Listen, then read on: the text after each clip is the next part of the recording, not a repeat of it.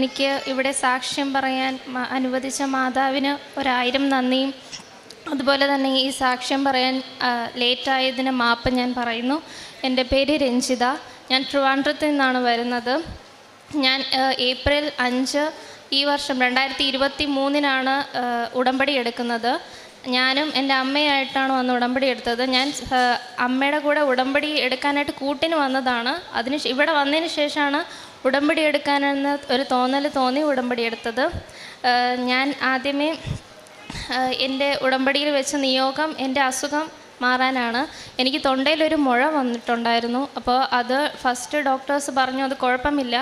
അങ്ങനെ 1 വർഷം അത് കുഴപ്പമില്ലാതിരുന്നു. പിന്നെ FNAC ചെയ്തപ്പോൾ ഒരു ഡൗട്ട് തോന്നി, സർജറി ചെയ്യണമെന്ന് പറഞ്ഞു. അങ്ങനെ സർജറിക്ക് വേണ്ടിയിട്ട് നോക്കിയപ്പോൾ 2 ആഴ്ച എനിക്ക് ചുമ കാരണം ആ സർജറി മാറ്റി വെക്കേണ്ടി വന്നു. പിന്നെ സർജറിക്ക് മാർച്ച് 11 സർജറിക്ക് അഡ്മിറ്റ് ആകാൻ പറഞ്ഞു. മാർച്ച് 8 ആയപ്പോൾ എനിക്ക് ചിക്കൻ ബോക്സ് വന്നു, അത് മാറ്റി വെച്ചു. അങ്ങനെ അടുത്ത മാർച്ച് 25 വീണ്ടും അഡ്മിറ്റാക്കി സർജറിക്ക് വേണ്ടിയിട്ട്. പിന്നെ 27 സർജറിക്ക് കയറ്റുന്നതിന് മുമ്പേ അനസ്തീഷ്യ തരാൻ വേണ്ടി പോയപ്പോൾ എന്തോ മെഡിസിൻ അലർജിക്കായി. അങ്ങനെ അതും വീണ്ടും പോസ്റ്റ്പോൺ ചെയ്തു.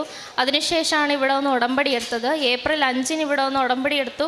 ഏപ്രിൽ 8 ഡോക്ടറെ പോയി കണ്ടു. ഫസ്റ്റ് ഡോക്ടർ പറഞ്ഞു ഈ മാസം നമുക്ക് ഡേറ്റ് തരാൻ പറ്റില്ല എന്ന് പറഞ്ഞു. അങ്ങനെ ഞങ്ങളിങ്ങനെ വിഷമിച്ചിരുന്നു. അമ്മ ബാക്കിയിരുന്ന ഉടമ്പടി കാശുരൂപം കയ്യിൽ പിടിച്ചുകൊണ്ടിരുന്നു. ഞാൻ ഉടമ്പടി കാശുരൂപം കഴുത്തിലാണ് അണിഞ്ഞിരിക്കുന്നത്. അപ്പോൾ ഞാൻ വിചാരിച്ച് മാതാവിൻ്റെ അടുത്ത് പറഞ്ഞതല്ലേ, മാതാവ് നോക്കിക്കോളെന്ന് പറഞ്ഞ് ഞാൻ കൂളായിട്ടിരുന്നു. പിന്നീട് ആ ഡോക്ടർ തന്നെ പറഞ്ഞു അടുത്ത ആഴ്ച ഒന്ന് അഡ്മിറ്റ് ആയിക്കോ. അങ്ങനെ ഞാൻ ഏപ്രിൽ 15 അഡ്മിറ്റായി. ഏപ്രിൽ 17 എൻ്റെ സർജറി നടന്നു. കഴുത്തിൽ ഒരു പാട് പോലും ഇല്ലാതെ മാതാവ് എൻ്റെ സർജറി നടത്തി തരുന്നു. ഈ പാട് ഇല്ല എന്ന് പറയാൻ കാരണം ഈ സർജറിക്ക് ശേഷം ഒരു സ്കാനിങ് ഉണ്ടായിരുന്നു.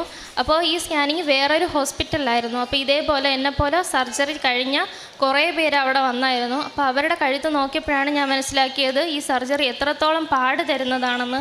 അപ്പം ഞാൻ നോക്കിയപ്പോൾ എൻ്റെ കഴുത്തിൽ ഒരു പാട് പോലും ഇല്ല, ഞാനൊരു ക്രീം പോലും ഉപയോഗിച്ചിട്ടില്ല. അപ്പോൾ എന്നിട്ട് എനിക്ക് ഈ പാടില്ലാത്തത് മാതാവിൻ്റെ കരുണ കൊണ്ട് മാത്രമാണെന്ന് ഞാൻ ഉറച്ചു വിശ്വസിക്കുന്നു. ഇതാണ് എൻ്റെ ഒന്നാമത്തെ സാക്ഷ്യം. പിന്നെ രണ്ടാമത്തെ സാക്ഷ്യം എന്ന് പറയുന്നത് എൻ്റെ അച്ഛൻ ഓസ്ട്രേലിയയിൽ പോയതാണ്. 7ാം ക്ലാസ് പോലും കഴിയാത്ത അച്ഛനാണ്. അപ്പോൾ അച്ഛന് ഇംഗ്ലീഷ് അറിയില്ല. അതുകൊണ്ട് തന്നെ ഭയങ്കര പേടിയായിരുന്നു താൻ എങ്ങനെ ഇമിഗ്രേഷനൊക്കെ കഴിഞ്ഞ് പോകുമെന്ന്. അപ്പോൾ അച്ഛൻ വിസ വന്നതിന് ശേഷം ഞങ്ങൾ പറഞ്ഞു കാരണം മാതാവിന് വിസ തരാൻ അറിയാമെങ്കിൽ അപ്പനെ അവിടെ എത്തിക്കാനും മാതാവിനറിയാം. അങ്ങനെ അച്ഛൻ പുറപ്പെട്ട നേരം തൊട്ട് ഞങ്ങൾ പ്രത്യക്ഷീകരണ പ്രാർത്ഥന പഠിക്കുകയാണ്. കാരണം ഇംഗ്ലീഷ് അറിഞ്ഞൂടാത്ത ആളാണ്, എങ്ങനെ അവിടെ എത്തുമെന്ന് പോലെ അറിഞ്ഞൂടാ.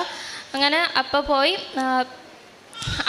ഇവിടെ നിന്ന് കയറിയ നേരത്ത് ഒരു അങ്കിളുമായിട്ട് പരിചയപ്പെട്ട് ആ അങ്കിള് അച്ഛൻ അവിടെ ഇറങ്ങുന്നത് വരെ അപ്പയുടെ കൂടെ ഉണ്ടായിരുന്നു. അപ്പേനെ സഹായിച്ച് ഇമിഗ്രേഷന് എല്ലാത്തിനും ഫോം ഫില്ല് ചെയ്യാൻ എല്ലാത്തിനും സഹായിച്ച് അച്ഛന് അവിടെ ഒരു ബുദ്ധിമുട്ടും കൂടാതെ ഇറങ്ങി. പിന്നെ അടുത്ത സാക്ഷ്യം എന്ന് പറയുന്നത് അപ്പയ്ക്ക് ഒരു ജോലി കിട്ടിയതാണ്. അമ്മയുടെ ബർത്ത്ഡേ പ്രസൻ്റായിട്ട്, അതായത് മാതാവിൻ്റെ ബർത്ത്ഡേ പ്രസൻ്റായിട്ട് സെപ്റ്റംബർ 8 മുമ്പ് അപ്പയ്ക്കൊരു ജോലി വേണമെന്ന് ഞാൻ ഡേറ്റിട്ട് പ്രാർത്ഥിച്ചിരുന്നു. അങ്ങനെ ഞങ്ങളുടെ അവിടെ ഒരു പള്ളിയുണ്ട് മാതാവിൻ്റെ. അപ്പോൾ ആ പള്ളിയിൽ തിരുനാളിൻ്റെ കൊടിയേറ്റിൻ്റെ അന്ന് അപ്പയ്ക്ക് വർക്ക് പെർമിറ്റ് കിട്ടി. അടുത്ത ദിവസം തന്നെ അച്ഛന് ഒരു സ്ഥിര ജോലിയും നൽകി മാതാവ് അനുഗ്രഹിച്ചു. പിന്നെ ഈ ഒരാഴ്ചയ്ക്ക് മുന്നേ അച്ഛനൊരു കാർഡിയാക് അറസ്റ്റ് വന്നു. അപ്പം ബന്ധുക്കളില്ലാത്ത സമയത്ത് ഇങ്ങനെ ഒരു രോഗം വന്നാൽ ആൾ അനുഭവിക്കുന്ന വേദന നമുക്ക് മനസ്സിലാകും. പക്ഷേ അപ്പേനെ സഹായിക്കാനായിട്ട് ഞങ്ങളുടെ അവിടെ നിന്നും പോയ എല്ലാ ഓസ്ട്രേലിയയിലുള്ള എല്ലാ അങ്കിളുമാരും ആൻറ്റിമാരും അപ്പയുടെ കൂടെ ആ ദിവസം ഫുള്ളും നിന്ന് ആ ട്രീറ്റ്മെൻറ്റ് മുഴുവൻ ഒരു പൈസ പോലും ചിലവില്ലാതെ മാതാവ് നടത്തി തന്നു. അപ്പം ഇപ്പോൾ സുഖമായിരിക്കുന്നു. പക്ഷേ ഈ അസുഖം കാരണം അച്ഛൻ്റെ ജോലി പോയി. പക്ഷേ ആ ജോലി ഒരു നല്ല ജോലി, അപ്പയ്ക്ക് ആരോഗ്യത്തിനനുസരിച്ച് ഒരു നല്ല ജോലി മാതാവ് കൊടുക്കുമെന്ന് ഞാൻ ഉറച്ചു വിശ്വസിക്കുന്നു. ഇത്രയും അനുഗ്രഹം തന്ന മാതാവിന് ഞാൻ നന്ദി പറയുന്നു. പിന്നെ ഈ ഉടമ്പടി എടുത്തത് കാരണം എൻ്റെ ജീവിതത്തിൽ വന്ന മാറ്റങ്ങളെന്ന് പറഞ്ഞാൽ, ഞാൻ പണ്ട് എല്ലാ ദിവസവും പള്ളിയിൽ പോണ കൂട്ടത്തിലല്ല, ഞായറാഴ്ചയും പിന്നെ പ്രത്യേക ദിവസങ്ങളിൽ മാത്രമേ ഞാൻ പള്ളിയിൽ പോകാറുള്ളൂ. പക്ഷേ ഇപ്പോൾ ഞാൻ എന്നാൽ കഴിയുന്ന എല്ലാ ദിവസവും പള്ളിയിൽ പോകാറുണ്ട്. വികാരി അച്ഛൻ വരെ ചോദിക്കും, എന്താ നീ പള്ളി വരുന്നത്, എന്തേലും വല്ല ഉദ്ദേശമുണ്ടോ എന്ന്. പക്ഷേ ഞാൻ ഉടമ്പടി എടുത്ത ആ മാറ്റം എനിക്ക് വന്നു. പിന്നെ മാസത്തിലൊരിക്കൽ കുമ്പസാരിക്കാറുണ്ട്. എല്ലാ ദിവസവും മുടങ്ങാതെ വീട്ടിൽ പ്രാർത്ഥന പഠിക്കും. പ്രത്യക്ഷീകരണ പ്രാർത്ഥനയും രാവിലെ സന്ധ്യാനേരത്തെ പ്രാർത്ഥനകളും പഠിക്കും. പിന്നെ കാരുണ്യ പ്രവൃത്തിയായിട്ട് ഞാൻ ചെയ്തത്, ഞങ്ങളുടെ വീട്ടിനടുത്തൊരു പാലിയേറ്റീവ് കെയർ സെൻ്ററുണ്ട്.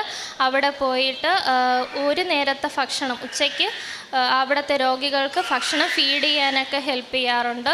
പ്രേക്ഷിത പ്രവർത്തനമായിട്ട് ഇവിടെ നിന്ന് എല്ലാ മാസവും വന്ന് പത്രം മേടിച്ചിട്ട് പോയി ഞങ്ങളുടെ അവിടെ ട്രിവാൻഡ്രത്തെ ജനറൽ ഹോസ്പിറ്റലിലും അതേപോലെ മെഡിക്കൽ കോളേജിലും രോഗികൾക്ക് ആ പത്രം വിതരണം ചെയ്യും. പ്രാർത്ഥിച്ചിട്ടേ വിതരണം ചെയ്യാറുള്ളൂ. മാതാവേ, ഈ പത്രം കാരണം ഒരാളെങ്കിലും മാതാവിനോട് അടുക്കാനും ഒരാൾക്കെങ്കിലും രോഗം മാറിക്കിട്ടുവാനും അമ്മ അനുഗ്രഹിക്കണമേ എന്ന് പറഞ്ഞ് പ്രാർത്ഥിച്ചിട്ടേ കൊടുക്കാറുള്ളൂ.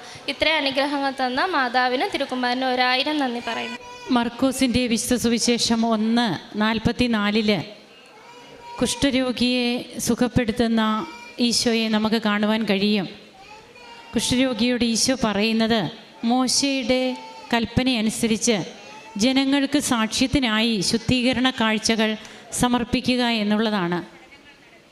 ഇവിടെ വന്ന് നാം നമ്മുടെ കുടുംബത്തെ സമർപ്പിച്ചുകൊണ്ട്, അല്ലെ കുടുംബത്തെ പ്രതിനിധാനം ചെയ്തുകൊണ്ടാണ് വ്യക്തികളാണെങ്കിലും അതുപോലെ കുടുംബമായിട്ടും ഒക്കെ വന്ന് നാം ദൈവത്തെ മഹത്വപ്പെടുത്തുവാനാണ് സാക്ഷ്യം പറയുന്നത്. ദൈവ തിരുനാമം മഹത്വപ്പെടണം എന്നുള്ള, അതായത് കർത്താവ് നമുക്ക് നൽകിയ വലിയ കാര്യങ്ങളെക്കുറിച്ച് ഉച്ചത്തിൽ പ്രഘോഷിക്കുകയാണ്. ഈ മകള് ഇവിടെ സാക്ഷ്യപ്പെടുത്തുമ്പോൾ രഞ്ജിത തൻ്റെ ഉടമ്പടി ജീവിതത്തിലൂടെ ഈ മകൾക്ക് കിട്ടിയ രോഗസൗഖ്യമാണ്. തനിക്കൊരു സർജറി വേണ്ടി വന്നു. ആ സർജറിക്ക് ശേഷം, അതായത് ആദ്യമേ ഇല്ലായിരുന്നു. പിന്നീടാണ് തനിക്ക് മറ്റെന്തെങ്കിലും മേജറായിട്ടുള്ള അസുഖമാണെന്ന് ഡോക്ടേഴ്സ് പറയുമ്പോൾ പിന്നീട് സർജറി ചെയ്യുകയാണ്. ആ സമയത്താണ് ഇവിടെ വന്ന് ഉടമ്പടി എടുക്കുകയും ആ സർജറി പരിപൂർണമായിട്ട് സൗഖ്യ അനുഭവം തന്നെ ഈശോ കൊടുക്കുന്നു. പിന്നീട് കോംപ്ലിക്കേഷൻസ്, വിചാരിച്ചതുപോലെയുള്ള കോംപ്ലിക്കേഷൻസ് ഒന്നും ഉണ്ടായില്ല. അതിനുശേഷം ആ സർജറിയിലൂടെ തൻ്റെ സൗണ്ട് കുറച്ച് നാളത്തേക്ക്, ഒരു 3 മാസം കഴിഞ്ഞിട്ടെങ്കിലുമേ സൗണ്ടൊക്കെ ഒന്ന് കിട്ടുകയുള്ളൂ എന്നൊക്കെ ഡോക്ടേഴ്സ് പറയുമ്പോൾ തനിക്ക് 1 മാസത്തിനുള്ളിൽ തന്നെ നേർച്ച വസ്തുക്കൾ ഉപയോഗിച്ച് സൗണ്ട് ലഭിക്കാനിടയായി. അതുപോലെ ഒരു പാട് പോലും താൻ സ്കാനിങ്ങിന് ചെല്ലുമ്പോൾ മറ്റു പലർക്കും, അവിടെ ഓപ്പറേറ്റ് ചെയ്ത മറ്റു പലർക്കും അതിൻ്റെ മാർക്കൊക്കെ ഉള്ളപ്പോൾ തനിക്ക് അങ്ങനെയുള്ള ഒന്നും തന്നെ തനിക്ക് ഉണ്ടായില്ല. ഇപ്പോൾ വളരെ ക്ലിയറായിട്ട് തനിക്ക് ആ ഒരു പാട് പോലും ഇല്ലാതെ അമ്മ മാതാവ് തന്നെ സംരക്ഷിച്ചു. ഇതൊക്കെയാണ് ഈ കുഞ്ഞിവിടെ പറയുക. പിന്നീട് തൻ്റെ അച്ഛൻ്റെ കാര്യം പറയുന്നുണ്ട്. ഒരിക്കലും പുറത്തു പോകാത്ത വ്യക്തിയാണ്. ആ വ്യക്തി പുറത്തു പോകുമ്പോഴുള്ള അപ്പോഴങ്ങനെ ആ ഭയത്തിൽ നിന്നൊക്കെ പിന്നീട് ആ മകന് മോചനം ലഭിക്കുന്നതും, തനിക്ക് പിന്നീടൊരു അസുഖം വരികയാണ്. ആ അസുഖത്തിൽ ഒക്കെ എങ്ങനെയാണ് മറ്റുള്ളവർ ഹെൽപ്പാകുന്നത്. കുടുംബത്തിലെ ആരും വിദേശത്തൊക്കെ ഉള്ളപ്പോൾ, കൂടെ ഇല്ലാത്തപ്പോൾ പരിശുദ്ധ അമ്മയെയാണ് ഇവർ വിളിക്കുക. അങ്ങനെ അമ്മയെ വിളിച്ച് അമ്മയോട് കൂടെ പോകാൻ പറയുന്നു. തൻ്റെ യാത്രയിലുടനീളം എയർപോർട്ടിൽ അമ്മ ഓരോ വ്യക്തികളെ ആ മകന് വേണ്ടിയിട്ട് നിയോഗിക്കുകയാണ്. ഇതൊക്കെ ഇവിടെ കേൾക്കുമ്പോൾ ആകസ്മികമായിട്ട് നടന്നതെന്ന് നമുക്ക് ആർക്കെങ്കിലും ചിന്തിക്കുന്നുണ്ടെങ്കിൽ, ഇവിടെ ആകസ്മികത എന്നൊന്നില്ല, ബൈ ചാൻസ് എന്നൊന്ന് ഉടമ്പടിയിലില്ല. എല്ലാം ദൈവം കൂടെ വന്ന് നമ്മെ വഴി നടത്തുന്ന അനുഭവങ്ങൾ മാത്രമാണ്. അങ്ങനെ തൻ്റെ അച്ഛൻ്റെ ആദ്യത്തെ ജോലി പോയി. പക്ഷേ പിന്നീട് ഒത്തിരി സ്ട്രെസ്സൊന്നുമില്ലാത്ത നല്ല ഒരു ജോലി തന്നെ അമ്മയുടെ മധ്യസ്ഥതയിൽ ലഭിക്കുന്നു. അങ്ങനെ ഇന്ന് തൻ്റെ വ്യക്തിത്വം തന്നെ മാറി. താൻ എങ്ങനെയായിരുന്നു, ഇന്നിപ്പോൾ എങ്ങനെയാണ്. പരിശുദ്ധ അമ്മയുടെ മധ്യസ്ഥതയിൽ ഉടമ്പടി എടുത്തത് മൂലം മാത്രമാണ് തൻ്റെ ഈ പ്രായത്തിൽ തനിക്ക് ഇങ്ങനെയൊക്കെ ഒരു മാറ്റം തനിക്ക് സംഭവിച്ചതെന്ന് ഈ മകൾ ഇവിടെ പറയുകയാണ്. കരങ്ങളടിച്ച് ദൈവനാമത്തെ മഹത്വപ്പെടുത്തിക്കൊണ്ട് ഈശോയ്ക്കും അമ്മയ്ക്കും നമുക്ക് നന്ദി പറയാം. അത്യപൂർവ ദൈവാനുഭവങ്ങൾ ഇനി നിങ്ങൾക്കും സ്വന്തം.